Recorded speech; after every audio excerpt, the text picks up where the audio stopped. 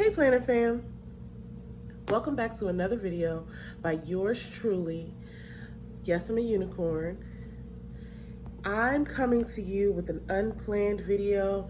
I wanted to just come on here because I literally was just in the middle of like one of these weird moments that I have from time to time, and maybe we all have them, where I was kind of like getting down on myself. There's so many things that I need to be doing. There's so many responsibilities that I should be attending to, and I just started to get overwhelmed, and then that started to lead to sort of like a bad mood. And I was just thinking to myself, like, why would I ever be in a bad mood? Why would I let myself stay in a bad mood, right? And I was having this conversation with my husband the other day about how sometimes we can get in a bad mood and then we want to stay there. And I know that might sound weird to some people, but it happened to me the other day because it was actually like an external circumstance. It wasn't something that like happened today, where today I feel like I allowed myself to get in a bad mood, just like by myself, just sitting there thinking and getting overwhelmed. But I was sitting there and I was thinking to myself, you know, I could either sit here in a bad mood or I could change it. Now, sometimes, I was just talking to my husband about this the other day, because sometimes when we are in a bad mood, we want to stay there. We want to kind of like revel in the poorness of the mood, and we just want to be sad or angry or irritated. And it goes along with this statement that people say sometimes, which is keep that same energy. And it's kind of surrounding the idea that if somebody crosses you, or if somebody does something that, kind of is not in your best interest, or if they're like talking bad about you, and then it motivates you in a way to like, they'll see, I'll show them, right? Like, watch this. insert Usher meme, watch this, right? So you're thinking like, oh, they'll see, I'll show them. And you say in that instance, well, I want you to keep that same energy, right? I want you to keep that same energy when I do this, and you see, how great I am, or how wrong you were about me. And I can understand and think that that's, sort of amusing to say as a saying, keep that same energy. But I honestly don't choose that for myself. I'm growing into a better person. I don't want to be carrying around negative energy. It is negative energy costs.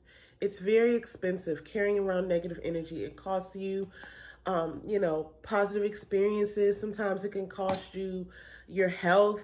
Sometimes it can cost you a lot more than the pleasure of just, the immediate pleasure of not wanting to change your mood, right? And there is a pleasure in that, I can't deny. Like, sometimes when I'm irritated, I just want to be irritated. I don't want to, introduce thoughts of making myself feel better. Like, I'm just being so honest with you guys right now. But I chose not to do that today. I'm choosing not to do that anymore as much as I can help it. So I told myself, you know what? I'm going to take about 20 minutes and I'm going to do what I know always makes me feel better. I'm going to do a series of those things I'm going to do 4 of them for 5 minutes each. And after 20 minutes, I'm going to feel better because I really just want to improve my mood. So I'm just going to show you a few things that I do that always brighten my mood when I don't want to keep that same energy. Okay. And I guess the name of this video is going to be called Keep That Same Energy or Don't. I don't know. We'll see what it ends up being called, but I'm going to show you a few ways. I guess it's 5 ways. So if you want to see how not to keep that same energy and to change your mood using some of the methods that I use, and they all have to do with really the Bible and God's word, and just dealing with your own emotions. If you want to see what that looks like, then stay tuned.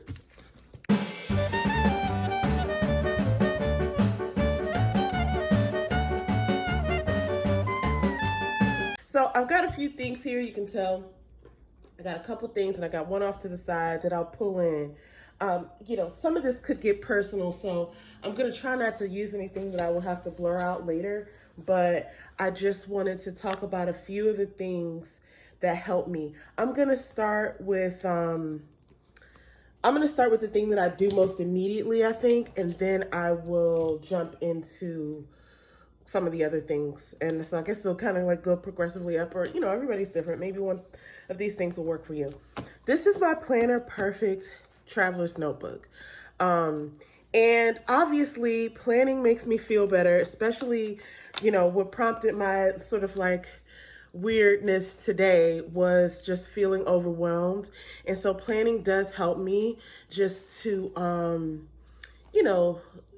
have a hope for the future, almost like, okay, well, things seem overwhelming now, but if I just plan my way out of this, then I can possibly like have a shot at getting everything done.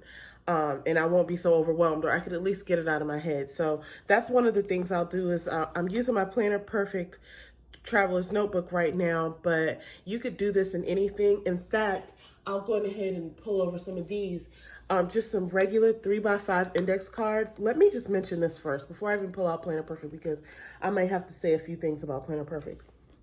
3x5 index cards, I'll start there. It's the most simple way to change your mood, change your attitude, get yourself out of overwhelm, because I like to use index cards, number one, because they make your thoughts physical. There is a person who I think I follow, Leafy. She has a video on how she uses her index cards to, I'll link her down below, how she uses her index cards to like capture different thoughts that she wants to like keep in mind. And so often our thoughts can take hold and like take over our minds. And so sometimes it's just a good idea in a couple of ways. Number one, if there's, what do they say? There's like 70,000 thoughts that go through your head every day, and most of them are negative. If you just focus on some of the good things that run through your head, like that is probably better than focusing over and over on a loop on negative things. So sometimes I'll sit down and just write out like 5 or 10 good things all on different index cards.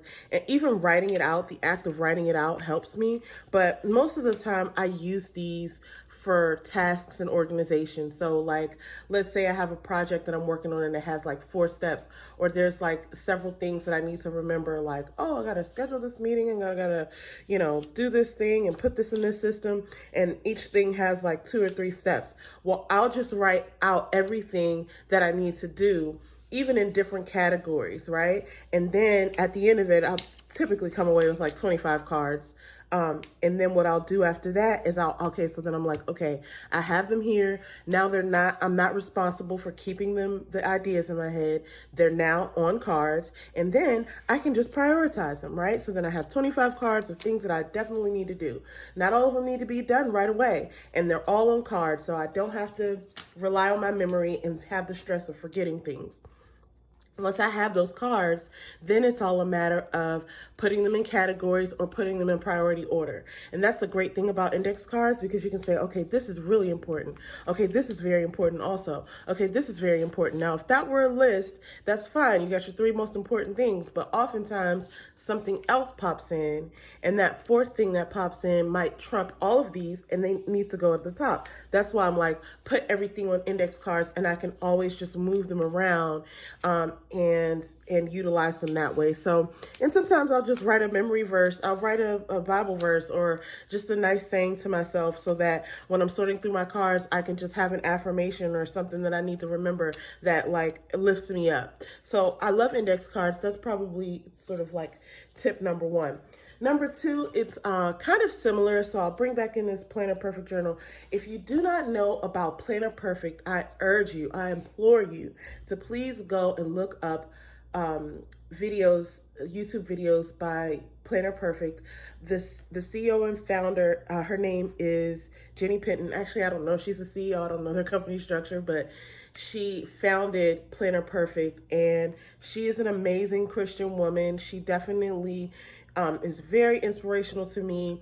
I like to watch her videos, even some of her older videos. I'll go back and watch them a couple of times because she really like makes all the sense. And she talks about how, to organize your life and script your life and decide on what you want. And so I definitely use the Planner Perfect system. I kind of use it in my own way. One of these days I'll get around to showing you like how I set up my Planner Perfect books and kind of how I do it in my own personal way, because that's one great thing about her system is like you can use it in the way that she has intended for it to be used, or you can use it in your own way. And one of the ways that I use it is, so like this is my just plan book for this month, where, you know, every day has 2 pages. So I'll go through and I'll kind of script out how I want my day to go, but I don't use it exactly the way that she sort of like intended it for it to go. So I always have like enough pages to where every day can have 2 pages. So I'll tell you more about that later in life. But the point of me saying this is like how to lift your spirits. And so one of the things that I'll do is, because I get the subscription box, is there's always an extra journal, and I don't go through a journal every month, so I always end up having like a few extra journals handy, which is really good because sometimes I'll use them for like scripture study. Sometimes I'll use them for whatever. Like,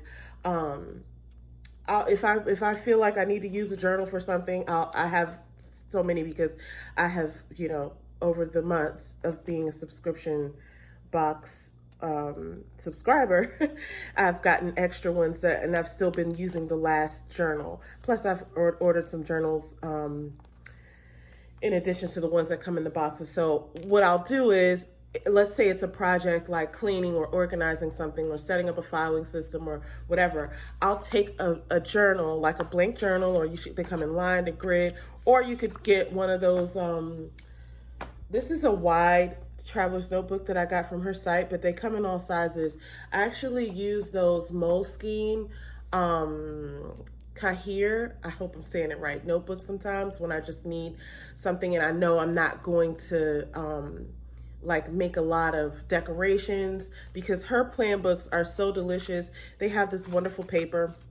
Anyway, the point is, I'll take a book and I'll use it for a project. Like this one is kind of like my bridge, I call it my bridges book, where it's like I'm putting together the pieces of things that I want to get done in each section of my life. So then whenever I have an idea like, oh, I need to do that, but not right away, or here's where I want to go with this, then I'll put that in there.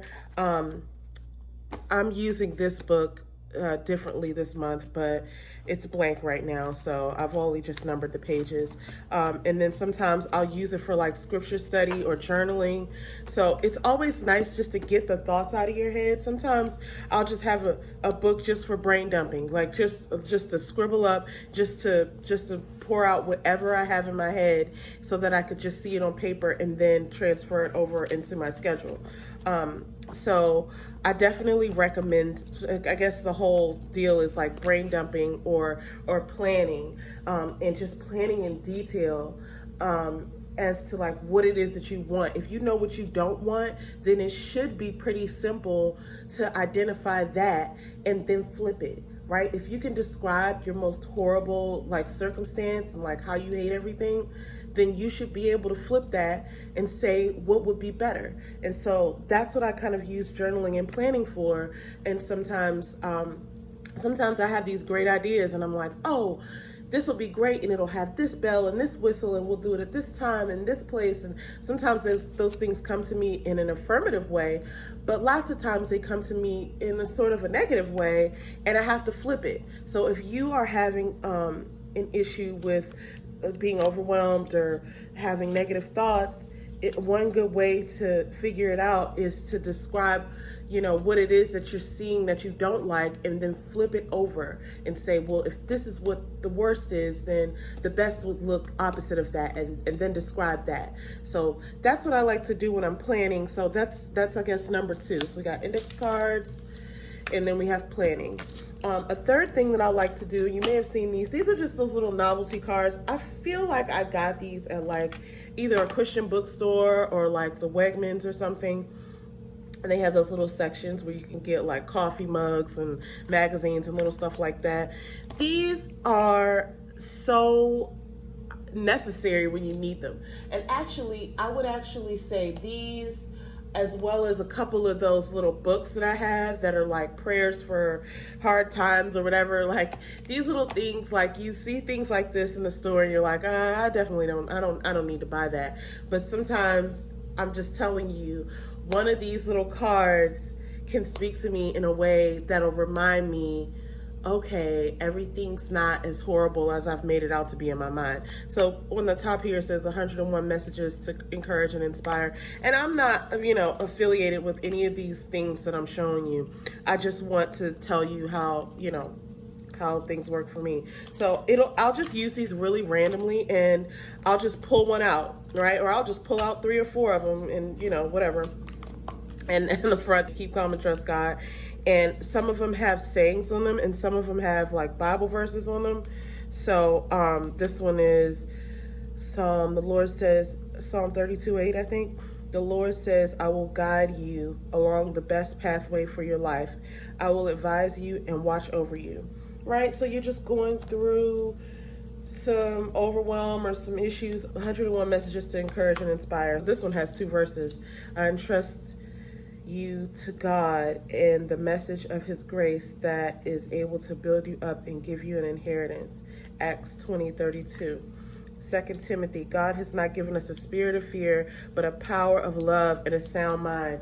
This is something that I need to see sometimes. And like, I know about this verse. I think I've written this verse 20 times in my life.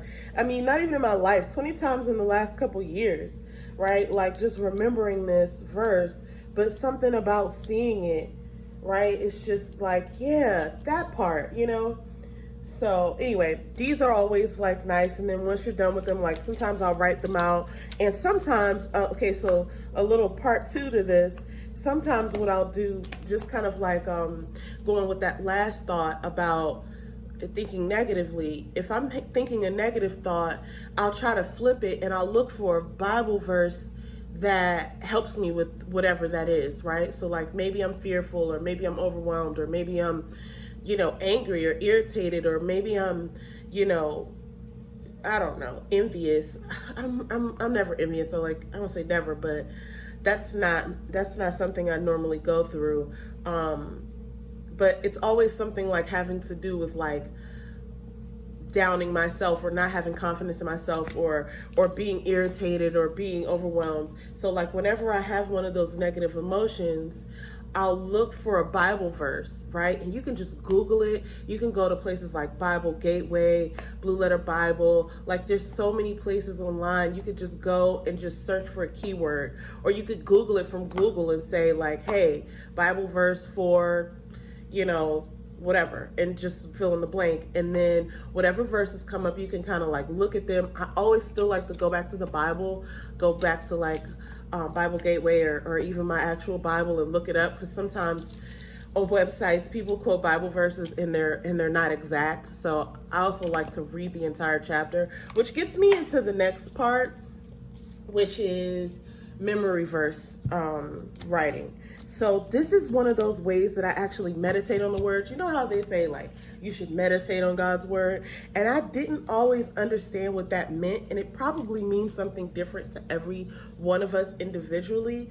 But one of the ways that I've learned that helps me to meditate on the word is memory verse writing. And I think they call it memory verse writing. I call it memory verse writing. And so going in with that last one, when I look up a verse that I can identify with, that like something I'm going through. So like, here's what I'll do. Let me just show you what I'll do. So like at the beginning of the month, I will sort of like write down some things, and like, this is from last year. And I kind of filled this whole thing up month to month. And I'm telling you, like, it really just cleanses me. Like, I can't even tell you, but I will. So what happens is I'll go and I'll say, okay, here's what I'm going through, right? Or here's what I'm thinking about. And I'll go and find Bible verses that like fit or like address those things. And I'll write them out, or I'll write down the verses, right? And I'll do that in like the month section. And this is an Erin Condren, but you don't have to use an Erin Condren. You could use plain old notebook paper. You could use, one of those spiral notebooks, like whatever you want to use. I like to use a planner so that I can see like what days or when I was looking at it. And I want to kind of like do this every day. So this is why I use this. But so like you get like a prayer list going, and then you say, okay, this is what I want to pray about. This is what I'm either struggling with or what I'm manifesting, like whatever it is. And then I'll get that list written out. Sometimes I'll do it on another sheet of paper, and then I'll find those verses. And then every week I'll pick one verse and I'll just go through and write it. And a lot of times I'll do it every day. Most times that's what happens. Like I'll on September 27th, I'll write out that verse, and then I'll find a new version of it. So because each version, I'm noticing, like I get a little something different out of each verse, like the Passion Translation versus the New King James Version versus the New Living Translation versus the English Standard Version. Like it's worded a little differently, and I take a little bit of a different meaning, even though it's the same meaning. I take a little something different when I look it up for the verse. And here's what happens. I had said at one point, like, this helps me with my handwriting, and clearly the lie detector shows that was a lie. But what it does is it gets me out of my own mind. And as I'm writing the letters, I'm copying right from wherever I'm looking up the verse, and I'm meditating on the word. I just can't help but to like be in the word and thinking like, what does this actually mean as I'm writing it? And so that's how I feel meditating on the word. And so it means for me. So here's one thing that I have to point out. Sometimes I'll do this every day, right? So it's October 11th, and I wrote this on October 11th, and then it's October 12th, and I wrote this on October 12th. Sometimes I'll get through a whole week, sometimes 2 weeks, and not have written what I wrote out for that month. So like I said, in the beginning of the month, I'll have the verses that I want to write. And then sometimes I'll get through the whole week and I won't have written the verse that I said, but I'll know because I looked up like, okay, I want to go over 2 Peter. I want to go over 2 Timothy. I want to go over, and this is 2 Peter all the way through. So you got 3:4 and then 5:7. So like, I'll just know in the beginning, like of the month, like, okay, I'm going to write out all these verses for the month. And then I'll get through 2 weeks and I haven't done any. I'll tell you one thing, even if you don't do this every day, doing it in one setting also is very helpful, because you're just really, really getting into that word and you're understanding exactly what it means in all the different translations. For me though, I find it better to do it every day, because then when I do that in the morning, especially, then I'm able to connect to it and I can spread it over my entire day. So like, if I make it part of my morning routine, and it literally takes about 2 minutes to do this, just to write out this part. You're not writing the whole thing out in the morning. You're just saying, okay, I'll do it as soon as I get to my desk in the morning, or I'll do it, if I'm at home, I'll do it as soon as I get to my desk. If I'm going into work that day, I'll do it while my husband's in the shower and I'm just like waiting, around. So what'll happen is, I'll take that verse, whatever I meditated on, and I'm trying to commit to my memory, and I'll take that and I'll be thinking about it in the shower. I'll be thinking about it in the car or wherever on the way to work. I'll be thinking about it in meetings, and that will just kind of like help me to connect to the word every day. So I like it that way. This is my book from last year, and I'm starting a new one this year. So since that one is done. So, so that's what helps me. And then I'll go through a couple more things, because literally I did not even plan to do this video, but I was just sitting there in my little attitude, and I was like, you know what, I'm going to go and do something about this. And then I thought, well, why not film it? Okay, these next 3 things are pretty powerful, and they do take a little bit longer, probably than other things. I'll save the thing that takes the longest for last. So I'll take the thing that kind of takes the shortest time, but first pray. So you know what this is. I'll write down my prayers, and I will not flip through all of this because I literally, these are my personal prayers to God. And a lot of times I'll say my prayers out loud. I'll say them in the shower. I'll say them, when I'm by myself. But sometimes it helps me to write them out because I notice like being able to go back and look at them. If I'm praying for something and God delivered me and God answered my prayer, it's so wild to go back and look and see like when I put it in there, like, oh, this was Saturday, December 22nd, 2018, and whatever, 2 days after that, it actually came to pass. So that's always fun to like look and see like, oh, that thing that I prayed for back then, a few weeks later, a few days later, it came to pass, or it took several months and it came to pass. Or sometimes I'll look at stuff and I'm still praying for that thing, but I could see the growth, or I could see that something's changing in me, or that I could just see the growth. And I think this is really cool to do because this has, these books, they fill up, and then it just becomes something that, it's just really personal and sentimental. So I like to pick a really pretty book. And I mean, like, I got all kind of stuff where I'm looking at these coffee stains. But anyway, it's really sentimental, and it really helps me uplift my mood. Like, I'm not going to lie.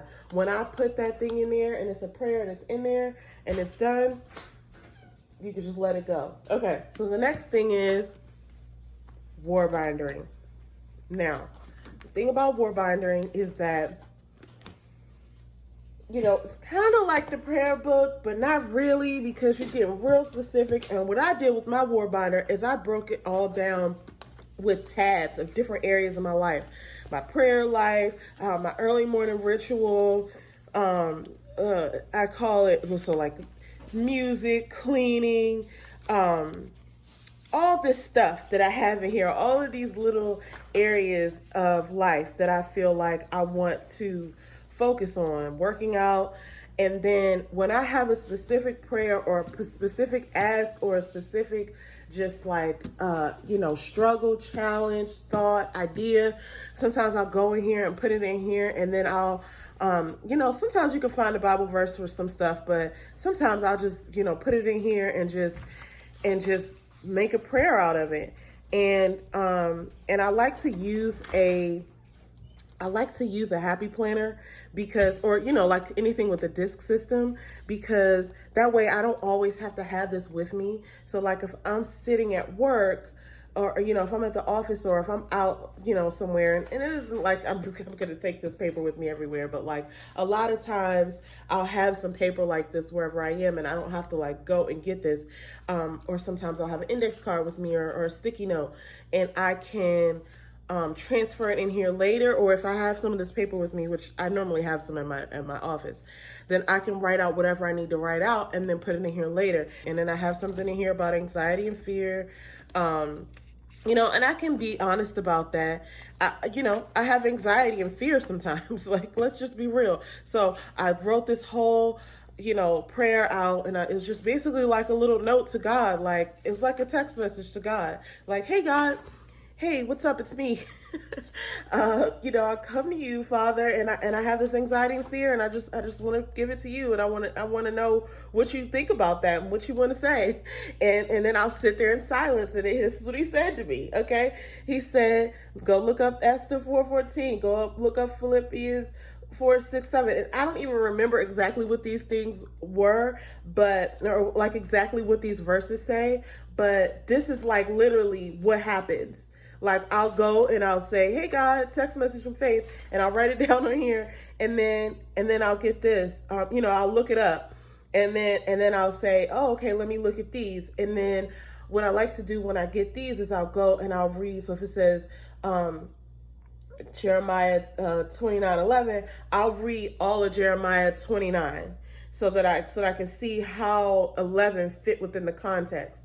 Sometimes that's really important. I don't want to just go read 29:11 and then be done with it like, oh, this is, get some orange juice, which I don't think it says in the Bible. But what I'm saying is I like to see what was happening around that time and then kind of figure out why that verse is significant for whatever. And these didn't just come to me like, psychically or whatever, right? Like, oh, go look at Luke 145. It wasn't like that. I literally had these anxieties, wrote them down, highlighted them, and then searched online, like, what does the Bible say about this, everything that I highlighted. And these are the verses that stuck out to me from what I went and looked at. So, and then I'll just write, prayers. I'll write, anything in here. And this is like my war binder. If you've seen the movie The War Room, then you know that, you know what a war binder is probably. It's just basically like all the prayers that she was writing and putting up on her wall. It's just in a book. But my prayers. So the last thing is probably the most time consuming thing. But again, this is like talking about like meditating on the word, because it's like you pick a verse, and then it's called verse mapping. You pick a verse and then you like highlight some things out of the verse, like some words you want to get definitions to, some people that you don't know who they were, like whatever. And then you highlight those, and then you kind of like draw arrows and maps so you can see like, okay, this is what I want to figure out. What did this mean? Like, okay, right here I got like power. This is 2 Timothy 1:6-7. This is the same one. God did not give us the spirit of fear, but the power of love and self-control. So this is a different version than what we just read, but the power. So then I'm like, okay, I know what power means, right? But then I'm like, but what does the dictionary say power means? Clout, influence, leverage, pull, weight, dominion. So like, this is how you would do a verse mapping. And this takes more time. I'll tell you, the last time that I did verse mapping, I think I spent like a good solid like 45 minutes to an hour. And it's pretty much because I'm weird. It's not because it takes that long to do it. It's because I want to get out all these markers. I want to get out all these pens and little dot markers and highlighters and stuff. And I want to go through and do it my way. So, it doesn't really take that long, but I'll tell you, there's a good 45 minutes spent. Because when I came out of that, it lasted me probably for the rest of the week, right? It's not like, you just study the word and then you go on with your day and then it's over. That thing sticks with you. So,